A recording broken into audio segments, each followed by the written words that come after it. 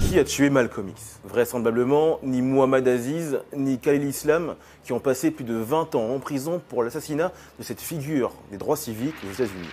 Car les deux hommes, dont le second est mort en 2009, viennent d'être innocentés.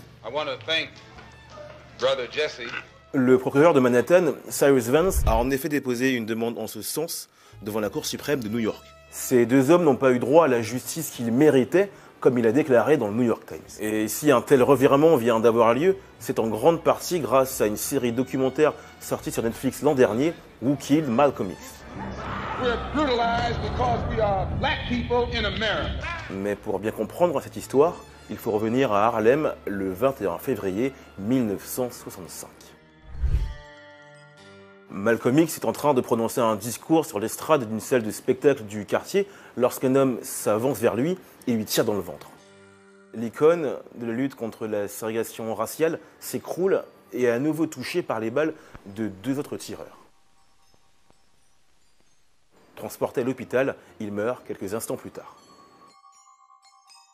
En 1966, 3 hommes sont condamnés à perpétuité pour ce meurtre. Thomas Hagan, qui reconnaît sa participation, et donc Muhammad Aziz et Khalil Islam, qui ne cesseront jamais, eux, de clamer leur innocence.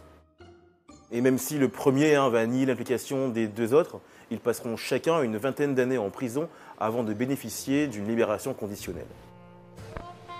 Ces 3 hommes appartenaient à la Nation of Islam, sorte de secte politico-religieuse fréquentée un temps par Malcolm X et prônant un nationalisme noir radical fondé sur la séparation avec les Blancs. Mouvement dont Malcolm X s'était éloigné peu avant sa mort. Quand on écoute le dernier discours de Malcolm X, on comprend à qui profite le crime. C'est à Nation of Islam parce que Malcolm X annonce dans ce discours qu'il va acheter une mosquée à Harlem, une mosquée où il aura ce ministère de la parole encore accru. Il pourra donc concurrencer directement la Nation of Islam.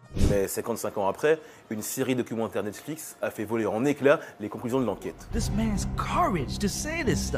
On y suit sur 6 épisodes Abdurrahman Mohammadoun, historien et activiste américain, qui tente de démontrer que les véritables coupables sont encore en liberté.